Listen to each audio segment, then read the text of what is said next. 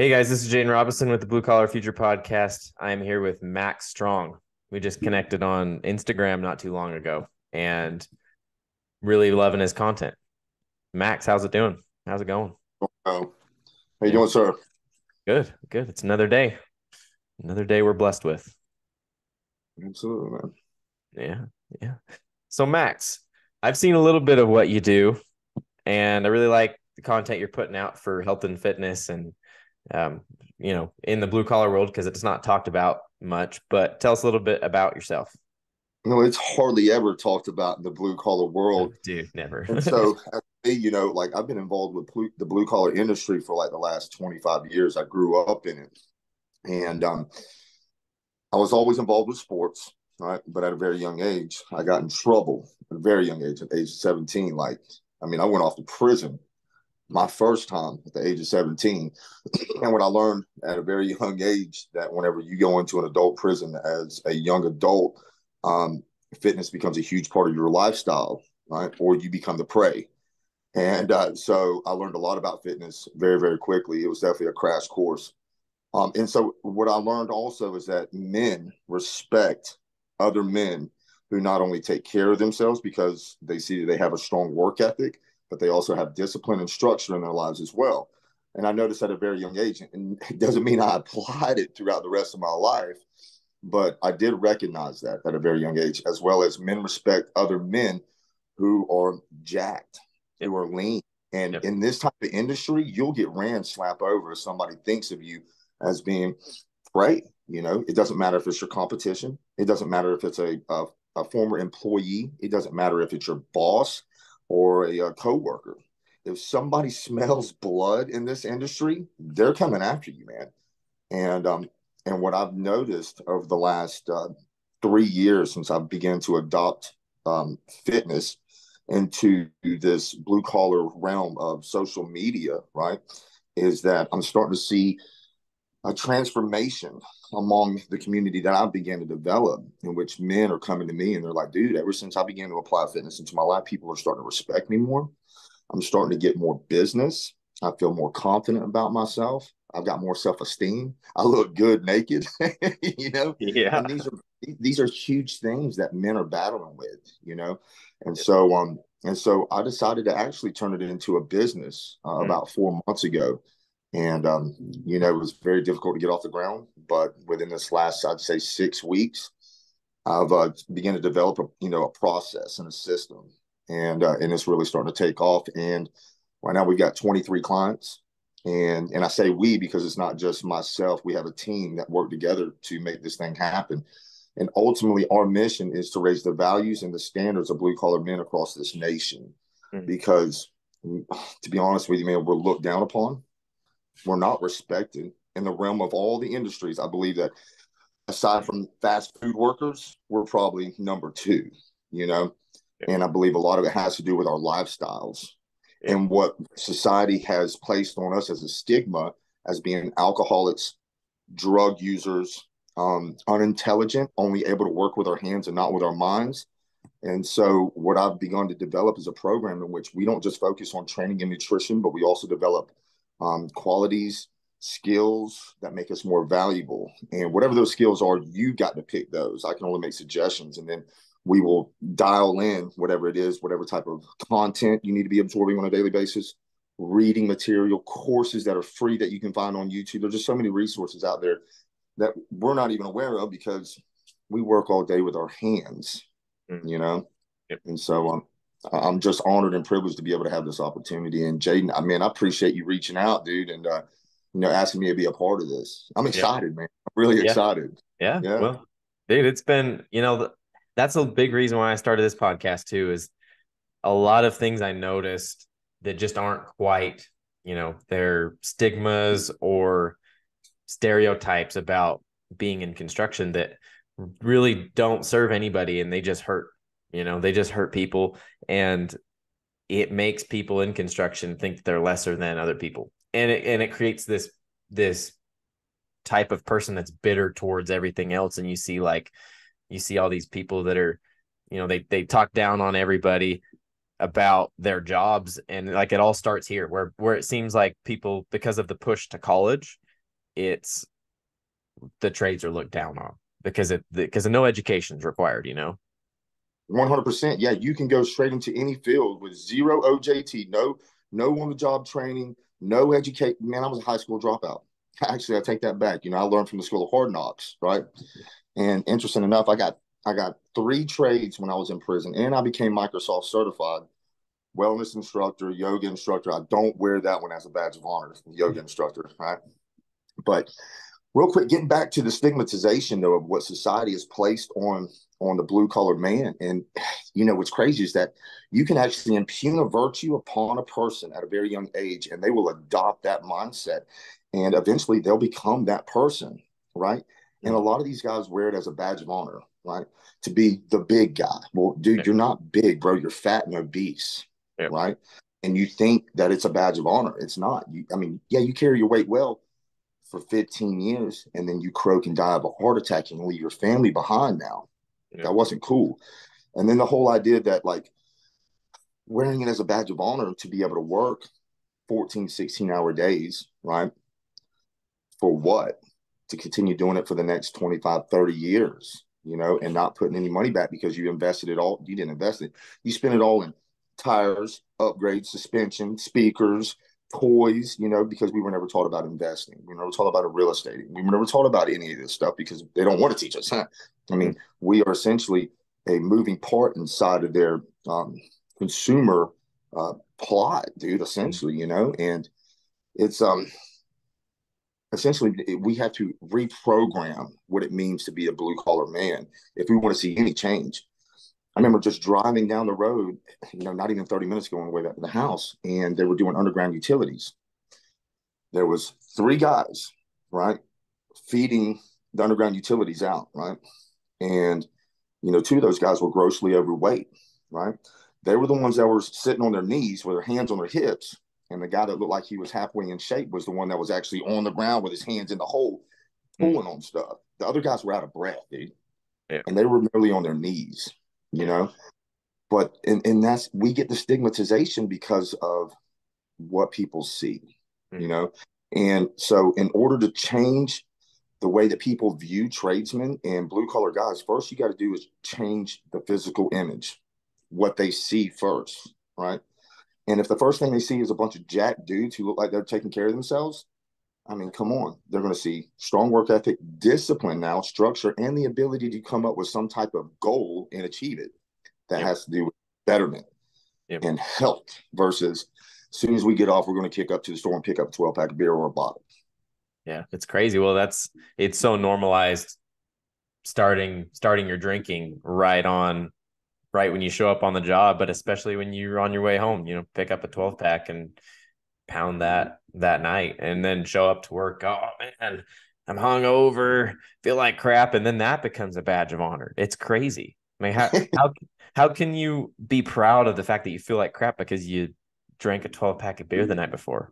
And Jay, I'm guilty of it, dude. I remember being polished off a handle before 10 o'clock at night with a buddy of mine, still wake up, go to work the next day, not be worth a damn for the first 2 or 3 hours.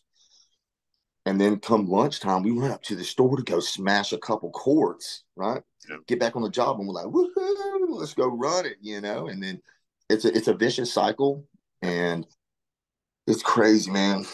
It's absolutely insane. And, some of the best tradesmen I've ever met in my life, dude, when they're already cracking a beer at 5:30 in the morning, And then 2 people in particular that I'm thinking of right now actually went cold turkey sober, right? And now they're just irritable son of a bitches, but nevertheless, they're great tradesmen that now have gained control back over their life. Yeah. But they're real deal assholes now. Yeah. Well, it's interesting because the more you drink like that, the more you become dependent on it. So it's really, really hard to break out of that. And it really takes control of your life. I don't have any experience with alcohol. I've seen enough from a distance to know that I don't care to even go down that road.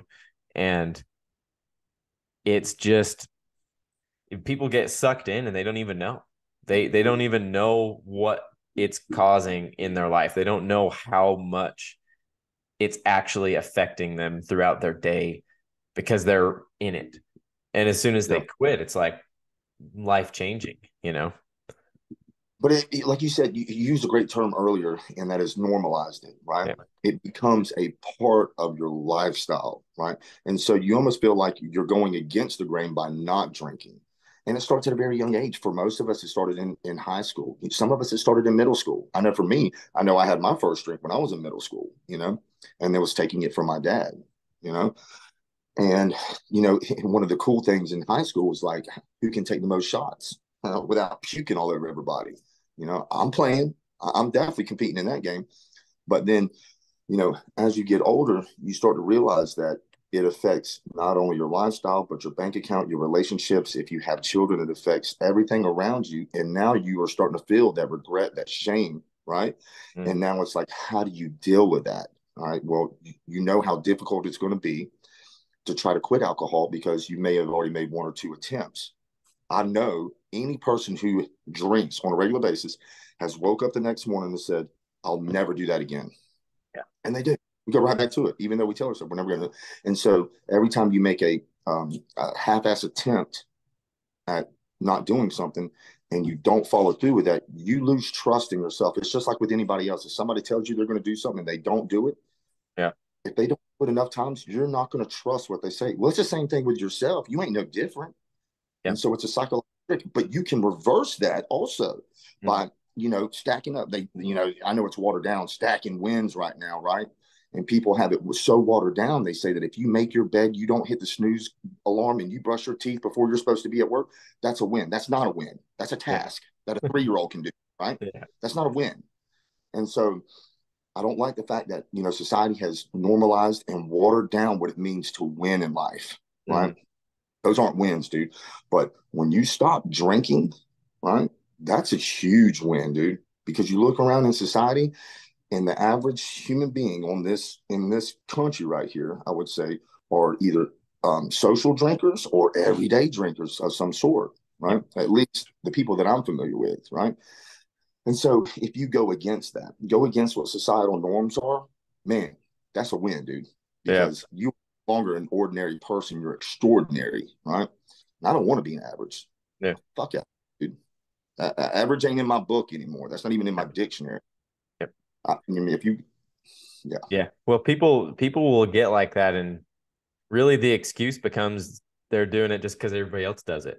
And that you said something important there that, but now I've forgotten it because I've gotten sidetracked. But anyways, it's super crazy to me. I just seeing from afar is insane. Everybody is the social drinkers. I think sometimes can handle it, but it never ends there. It doesn't stop at the social drinking. And what I've noticed is if people start off social drinking and something happens in their life, or maybe they're getting stressed out and maybe they start delving into cracking a couple beers after work, and all of a sudden it turns into every single day. And that's my only problem with alcohol, really, is I think sometimes social drinking can be okay for people, but it almost never stops right there.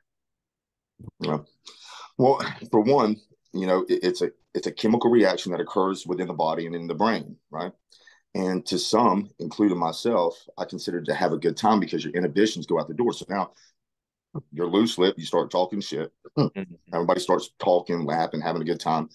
And then by the end of the night, fists are swinging. Like can't tell you how many of my quote unquote best friends and I have broken each other's noses, split each other's shit, and then 30 minutes later, we're laughing about it. That was hilarious, Mm-hmm.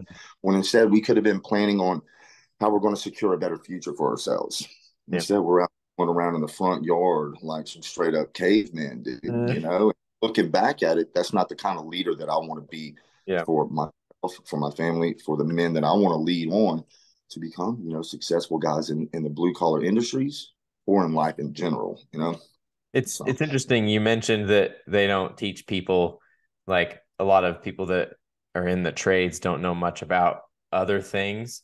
But I think that's a lot with everybody because everybody's distracted, and that's just another distraction. It almost seems like, they these people over here want you to be distracted doing things that aren't going to get you to the next level. And to me, alcohol just seems like one of those things that is purely a distraction for people. So, I tell you what, man, and I got a buddy of mine who comes from a very affluent family, and he told me, he's like, listen, we were taught. Matter of fact, I was in prison with him. His last name is Collier, and his whole family is of the Colliers that developed Collier County, which is Naples, Florida. It's the most affluent part of Florida, right? And he comes from. He said, man, listen, at a very young age, our family was taught how not to conform to society's standards, right? Fitting in with the crowd, because you will then fall into the traps. And the other thing that they were taught was not to talk about it because it's a secret. Mm. And whenever you hold the keys to the secret, right, you now have a leg up over everybody else. And then like people like that, they think that living life is nothing but a competition. So they work against everybody instead of everybody working with each other, and some type of synergy so that we can all live a good, conducive, healthy, active lifestyle. It's just them. And they're the puppeteers. They really are out there, man. And whenever you begin to realize that and you accept that there's true evil in this world and that we're here to battle against that, whenever you come to that realization, life doesn't become easier, but now you have direction, you have a target, you've got focus, you know that you're on guard. You're looking for these signs now because they're everywhere, man. Yeah. They're everywhere in the ads that you hear on the radio, the things that I don't listen to the radio. I don't watch TV. I'm very conscious about the content that I absorb, the material that I read, where it comes from, who it comes from. And again, you can only go so deep with it before you hit a roadblock, and then you just got to accept it. Like, is this material I'm taking in feel right to me? And that's when you got to lean on your intuition. It's that, they call it the third eye, or they call it, intuition is what I call it, and if your gut tells you that something's not right, man, run with it. Yeah. Run. Yeah. It's typically not wrong, dude. Yeah. And if you run with it, like the next morning you wake up and you're regretting it, like every time. Yeah. So I heard Jordan Peterson speak. Do you know who Jordan Peterson is? Absolutely. Yeah.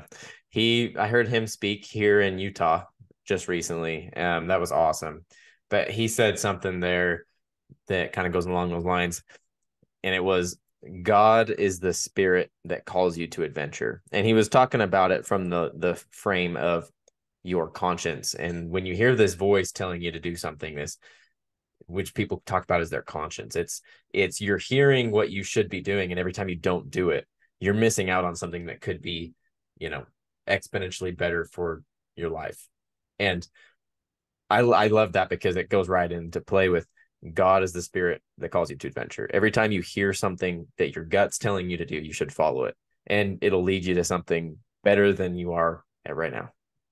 So. Yeah. So Jordan Peterson, he touched on something, and he was able to word that which I felt, right? And that is like, I don't care about being happy, right? I want to be purpose driven. As a man, I do. Females are different. They need that peace. They need that happiness. They need contentment in their life. They need to know that they're protected and they're being guided in the right direction. As a man, as myself, right, I feel that I have to have a purpose, and that is my fulfillment. So long as I'm striving toward that every day, that's my drug. That's my high, right? And I get happiness from that from time to time, but I also feel anger about some shit from time to time, which is cool. Those are healthy emotions, so long as you don't allow them to control your life. And we were given these emotions by God for a reason. Just because you're angry doesn't mean that comes from the enemy, right? It's a healthy emotion. And it lets you know that something's not right. Either one, you're being mistreated. Two, something's not going to, the way that you foresaw it. Maybe not with anger, but. Well, I think anger is a sign that you care. You care about something. Like when it comes into play when you're out of integrity with yourself. Maybe when you see other people's mistakes and you can see that in yourself, you can get angry, but it overall is a sign that you care. Because if you're never getting mad about things that don't go right, I mean, do you actually care about whether or not they go right? You know what I mean? Yeah. So quite a few people get on my ass about when I raise my voice, right? And it's because I'm passionate about something, Yeah. and I listen, my inflections, right, and my body gestures are very pronounced at times, right? And so if I'm passionate about something, if I care about something, right, my voice goes up. And I've been learning how to control that, especially with who your audience is or Mm. who you're dealing with at the time. And so I heard something the other day, and it resonated with me, and that is like the key to a lasting relationship isn't necessarily communication; it's comprehension, right? And so you can communicate as much as you want to in a clear, defined, concise way, but if the party that you're talking to isn't comprehending it, then you're not saying it right. And I was part of a public speaking forum in prison, and one of the things that I took away from that, one of the most important things I took away from that, is like be able to communicate in a manner that a third grader could understand it. And I was like, that made things real simple. Mm-hmm. It Yeah. does, Yeah. Yeah. Well, I mean, if you can, communication and public speaking is one of the best ways. I mean, we're social beings, it's one of the best ways to connect with people, being able to be understood. And it's one of the great benefits and improvements we have over other animals. Really, that sets us apart, is this part of our brain that allows us to communicate with each other. It really sets us apart from just being another animal. You know what I mean? yeah. And to formulate logical thoughts. Yep. Yeah, I think that's Mm-hmm. 100%, man. So when I say, so I mean, we talked about stigmas earlier. When I started working out, and it was probably about 6 years ago, and I was doing concrete still am. I was doing it at the time, and I would tell them I work out, and they'd think, first of all, that I work out every day, and I don't. I only work out a couple times a week. And when I would tell them that I do concrete, it was like, whoa, dude, you do what? Like, that's hard. Like, get ready for, shoulder pain and back pain and all this shit. And it's crazy because what I've been noticing lately is people will put you down for every single thing. It's like, I tell people that I work out and, maybe post a picture or talk to someone. They're like, oh, yeah, well, you're in construction. So, you stay fit. And I'm like thinking to myself, I know more people in construction that are overweight and Absolutely. unhealthy than there are that are physically fit. And I'm like, people will make excuses for you to make excuses for themselves. And it's something I've been diving down this rabbit hole because people don't want to feel like they are not doing everything in their power. So people say things that take the ability away from them to accomplish things, like, oh yeah, well, you work in construction, so obviously. But at the same note, it's, oh yeah, if you work in construction, get ready for back pain and, get back surgeries and soldier surgeries and knee surgeries for the rest of your life. So it's a really interesting dynamic that I see people go down, and it really comes back to this fact that nobody knows exactly what actually works with physical fitness, and nobody knows anything about it. It's crazy to me. It's absolutely nuts.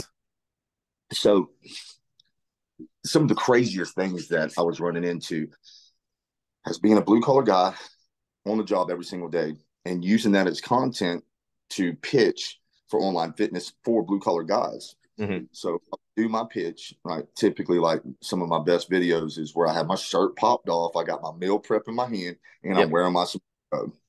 And so probably about just over a year ago, I was working for a general contractor as the operations manager. And because everybody thought that I just drove around in a truck, securing jobs, project management, that I wasn't out there running equipment, jumping out, throwing the shovel down, picking up pavers, running over here, screeding mud, running over here, tearing down this wall. Like, they don't realize that in order to get my guys moving, we have, upwards of like 24 guys on a site at one time. Mm. I get out there and I get with it with them, and they appreciate that and they respect that. And I don't mean just jumping out of the Bobcat and working for 15 minutes and then jumping back in there. I mean, Yeah. getting out there for hours on end. Mm. Man, dude, I was out there building a temporary ADA ramp over at PGA National, and the guys I felt like weren't moving fast enough when we're sitting over here framing. So I was like, because I was just doing the layout. And so I ran over there and I grabbed a gun. I was like, man, get the hell out of the way. Give me that gun. And I started popping studs, right? Or cross members. Started popping them off as fast as I could. And I got to the very last one and I shot a 12 penny right through my finger, right? But no, I didn't think anybody saw it. So I just set the gun down. And I was like, that's how you do it. And I was walking off to the construction trailer. My buddy's like, dude, I saw that. Let me see it. And I got a couple videos on here where it shows, the nails going all the way through my finger. Yeah. And then I ripped it out. I mean, it was great content. But what I'm saying is this right here. People think that you can't go and train and work 10 or 12 hours a day because they don't see nobody else doing it, right? Yeah. I do it regularly. I'm up at 3 a.m. I have all my meal prepping done, my daily devotional. I'm absorbing other content and preparing for the rest of the day on what I'm going to do. I'll use Chat GPT to come up with some ideas. But by 5 a.m., I'm in the gym and I'm training 2 clients who are also contractors. And so when I do a video, I get this kickback from guys who are like, yeah, well, why don't you try doing concrete for 10 or 12 hours? I'm the concrete company, dude. I'm not a finisher, but I'm out there screeding mud. I've got boots on and I'm right there at the truck of a front loader and I'm pulling mud. Yeah. I do concrete, buddy. I do demo. I do lay block. I do frame houses. I do all this stuff. I've got credibility. And if I can do it, you can do it. And then the next day they do, yeah, but not all of us are running gear. Bro, I'm 41 years old. I've been doing this for 25 years in prison also, right? My testosterone levels, when I had them checked, were that of a freaking 80-year-old dude, Yeah. probably because of all the alcohol and drugs I used, as well as the nutrition that I was taking in for years Yep. and years and years. So my testosterone levels were like 230. So yeah, I run testosterone now and I feel amazing, right? Maybe you should too. Maybe you should stop coming up with as many excuses as you can. And this is my theory. I condition my body to the point where whatever I throw at it on my jobs, I can handle it with ease. Ain't nobody outworking me right now. I don't care what young buck. I don't care what Migo. I don't care, man. I'm getting out there and working with you fellas, man. And not only do I get respect from that, but I also can turn my head and I can hear these guys talking about, yo, that dude busts his ass out here and he doesn't have to. And it's because I enjoy doing it. And it also conditions my body. Yep. It also keeps. So flexibility for me is a huge thing to prevent injuries. Because, man, I can't tell you how many ACL replacement from underground bare knuckle fighting. Yeah. I've got a tib fib break right here. I got a rod through this leg from doing parkour. Right now, I've got an umbilical hernia that I still train with, plantar fasciitis in my left leg, a tore bicep that I still haven't had repaired, So, like, there are no excuses, man. Unless you're a paraplegic, dude, I don't want to hear shit, man. You can figure out a way to train with your current career, no matter what it is, right? You can figure out how to come up with some type of active, healthy lifestyle, not just for you, but for your family also, and those people that are dependent on you. What I've come to learn and understand and respect highly is that every person in the company is important. I count on every single person to do their job just as they count on me to do my job. And if they see me slacking ass, they're going to do the same thing, man. Or they're going to be disgruntled about it. They're going to be like, well, he's not pulling his weight. Damn that dude. I'm not going to pull my weight today. And so I know that by taking the initiative, right, and going out there and busting my ass, right, that helps the entire team. And then on the flip side, now that I'm running an online fitness business also for blue collar men, it's just another part that's showing them that, man, you can do anything you want to. Bro, I'm a high school dropout. I've been to prison 5 times.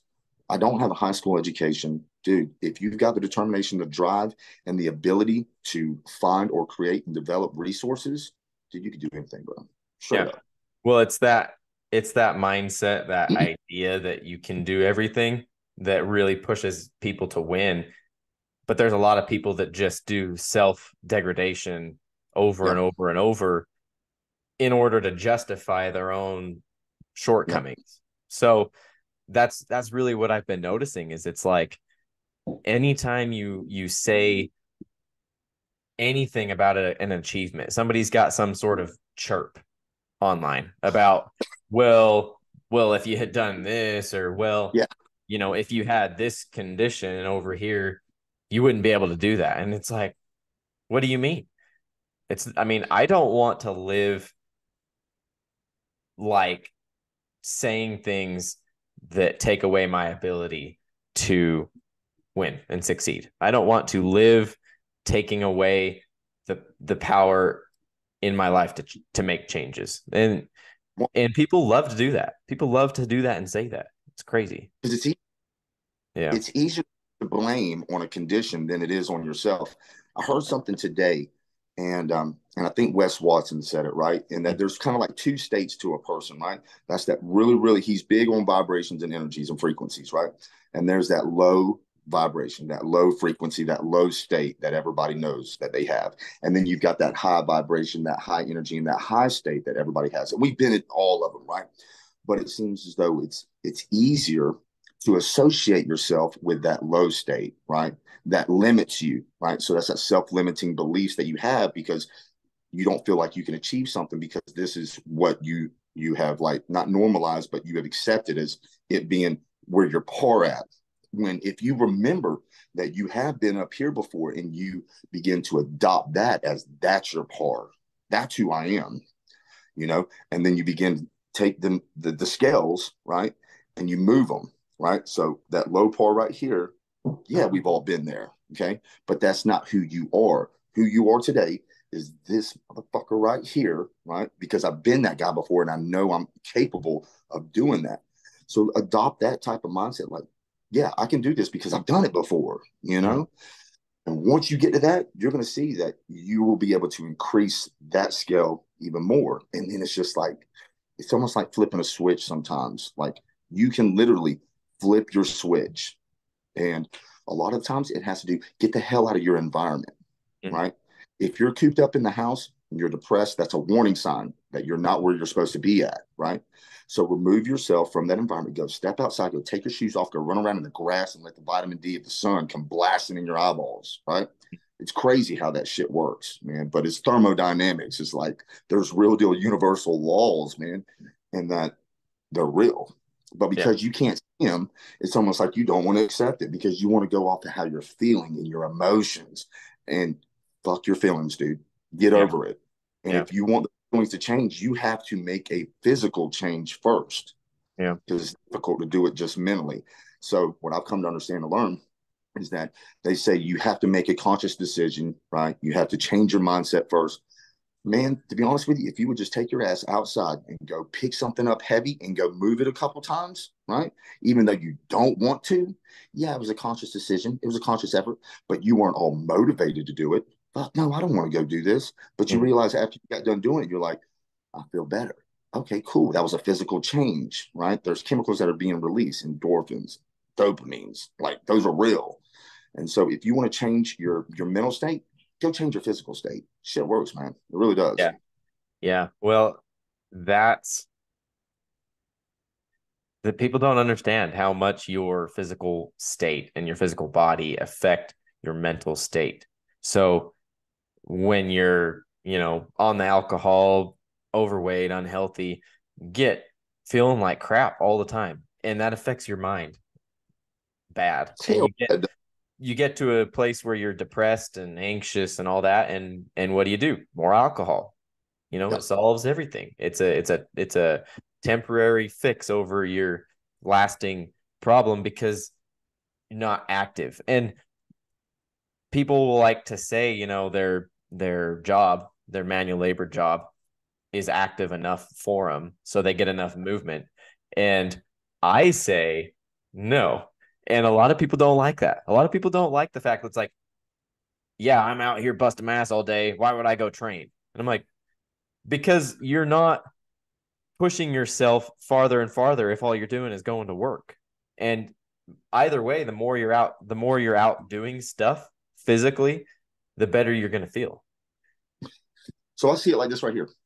If you're doing a particular job, for a certain amount of time. The body conditions itself to do that job. Right? Exactly. Yep. Let me ask you this right here. So, and I love throwing this one up, man. Well, I work, I do concrete or, I frame houses, and I get it all the time with the guys that I work with because they give me hell all the time, especially when I pull my phone out and I start doing content. And, and they're like, dude, like, I bust my ass 10, 12 hours a day, and I'm like, then why are you 40 pounds overweight? Yeah. But the biggest one is this right here. I bust my ass 10, 12 hours a day. Bro, you've been standing there for 15 minutes waiting on a box of nails. No, you're not. You're not busting your 10 or 12 hours a day.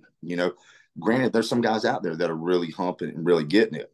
And to those guys, and you notice that they're really skinny, right?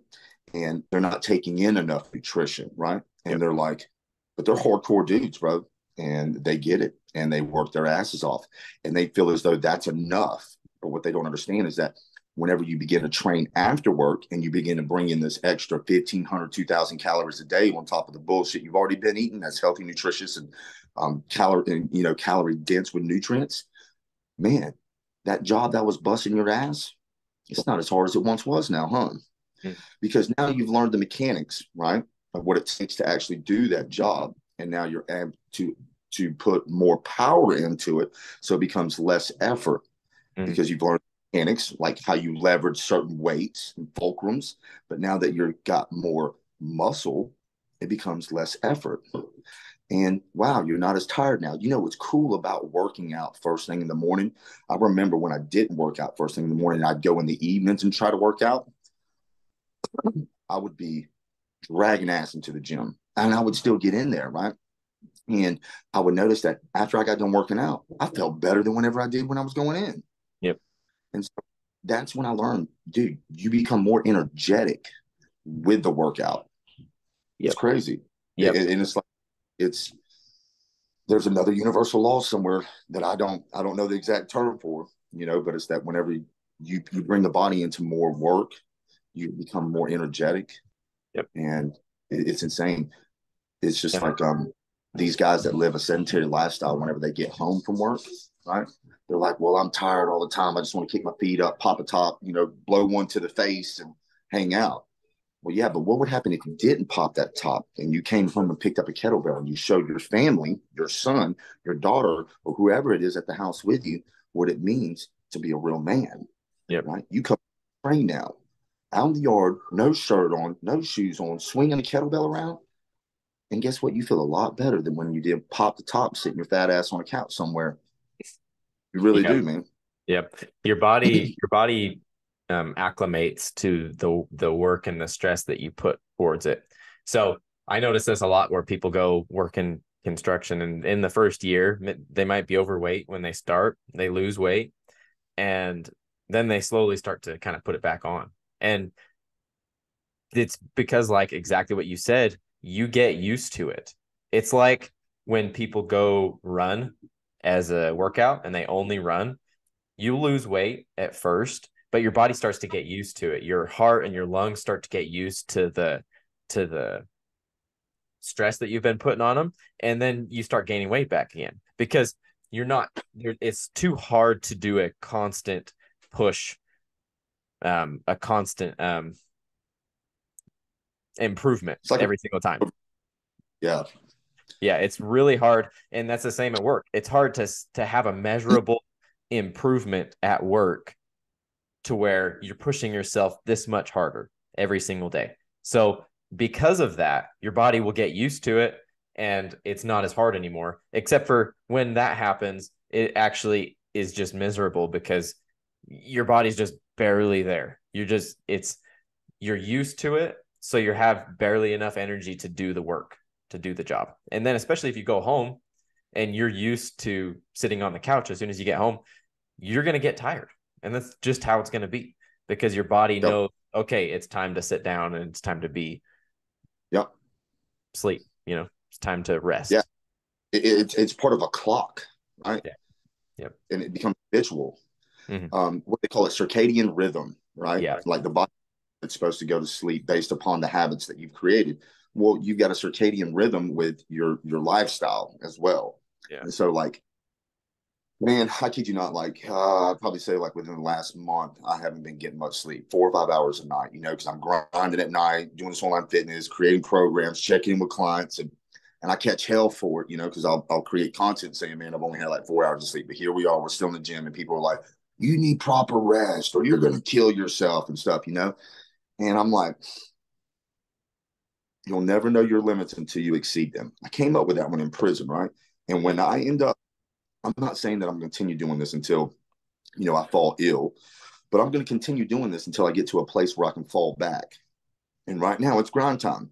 And so I can tell you this right here about the circadian rhythm and habits and just like how psychological it is, right? I have probably on 2 or 3 occasions woke up at 3 o'clock in the morning, set my phone down and sat on the edge of my bed and went to go put my shoes on or whatever and fall asleep. Right. I know I'm supposed to be at the gym by 5 o'clock. The gym is literally, I've got two of them I go to, and the beach is 2 minutes away also because I'm at a campground right now. It's freaking amazing. I love it. That's not where I'm at right now. I'm at my girl's place, but Oh. so it's crazy. So the gym that I teach, that I train these guys at, it's called a place called Fitness Junkie. Amazing establishment. I love it, man. And it is literally like 8 minutes away, right? And I kid you not, that circadian rhythm is real. I'll blast up and it'll be like 4:42. I'll be able to run out the door, jump in the truck, and pull right up at 5 a.m. Let's get Yeah. it, guys. Yeah. And so as you begin to create, habits are so powerful because they literally rule your life. Yeah. If you're not aware or you're trying to change them deliberately, they will guide you through life, Mm-hmm. right? And if you have a set of shitty habits, you're going to live a very shitty lifestyle. So if Yeah. you want to change your life, right, and have it moving in an intentional direction, you need to figure out what habits you need to create to live an intentional lifestyle. So figure out like this right here. It's a very simple concept. Figure out who you want to be, what it looks like, right? Figure out what that person does on a daily basis and start doing it. I Mm-hmm. shit you not, you'll become that dude. It's just crazy how that shit works. Yeah. Yeah. Very simple Well, concept. It's not that difficult to do either because you just got to do one thing at a time yeah. every single day. Yep. Simple. Yeah. That circadian So, rhythm is a real thing. It's yeah, real science. And when you work out in the morning, more than a few days in a row, your body will wake itself up yeah, in preparation for the stress that you've been putting towards it. So it's a real thing, especially like even if you do a cold shower or an ice bath in the morning, it's the same kind of concept. Your body knows that something like that's about to happen. So you start preparing, and that makes it easier to wake up, and it makes it easier to have a set sleep schedule. So, yeah. You know what sucks? hmm, Cold showers. no, they suck. Yeah. I do Cold. them, but I do not really like them necessarily. Yeah, dude. I do them also. Maybe once a week, I'll do a cold shower, right? Just to prove my metal that I'm still a dude, right? Yeah, And it sucks, man. I'd And rather do an ice bath, honestly. yeah, those suck also. So, When I was living down south, I was going to this bougie ass sports club, and funny story. So they've got a cold plunge, and when I first started hearing about this was a couple years ago, and I was telling my buddy, I was like, man, let's go do this cold plunge. It can't be that tough, man. Let me tell you what. So there was a couple of younger guys in there, 19, 20 years old, and this when I say this is real bougie, I'm talking about like, dude, it's ridiculous. And I'm just some old dumbass redneck out of the Panhandle, which is called the Redneck Riviera. And so I'm looking at these kids and I'm like, yeah, this can't be that tough, because they're in there doing kumbaya shit. They're like, you heard of Him Wolf? yeah, yeah, Yeah, that's what they're doing. They're listening to Him Wolf, right? And they're chanting and shit, right? I'm like, these dudes are straight up, whatever, dude. I ain't got to do all that shit. So they went off into the dry sauna. So I immersed myself in this water. And then within like 15, 20 seconds, I felt like something was wrong because I had just came out of the eucalyptus steam room. That's how bougie this shit is. And I got in there and shit started hurting real bad, mm, like scary bad, where I got out after 47 seconds, right? And I felt defeated, but I thought it was because I came out of the eucalyptus steam room and them dudes just jumped straight in. So I'm sitting there in the dry sauna with these guys and I hear them talk, right? And they're talking about mushrooms and acid and stuff like that. And so these dudes, yeah. And so I'm like, hey guys, how long do y'all ride out over there in the cold plunge for? They're like, at least 7 minutes. I'm like, what? And I'm like, so what is the routine? They're like, well, we go to the eucalyptus steam room first, and then we jump in the cold plunge. And I was like, dude, I did the same thing. I only lasted 47 seconds, and I felt like I was being stabbed to death with a million needles.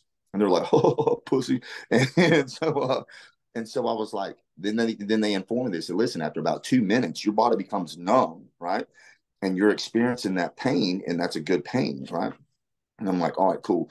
So I went and jumped into it again, and I made it like a minute and a half, and it was miserable. And I felt it, and I left. No shit, I left. And then I came back the next day, and I kicked it for like 4 minutes, and I was like, okay, all right. So, but you feel amazing when you come Yep. up out of there. And Yep. the so what I've learned also now though is that really the sweet spot is just right around 2 minutes. Anything more than that's excessive. I mean, people, there's a lot of Yep. debates and there's a lot of theories about, 7 to 9 minutes and so forth. But from the studies that I've seen, like 2 minutes is the sweet spot. But every now and then I like to kick it for like 9 minutes just to show, like I can do this type thing. Yeah. Well, anything after 2 is mental. It's all your mental challenge. So, Yeah. well, I think we're gonna take her over to the community now. Yeah. So I think we're gonna go talk about some of your habits that you've implemented and how they've changed your life, and then kind of some of your fitness and nutrition and how kind of that looks. So, where can people go to find you, and where So can I've they got get coached?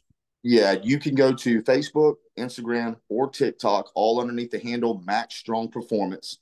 Mhm. Um, or you can call me directly, 561-831-9310. I've got several different packages, and we can fit pretty much any budget to any lifestyle.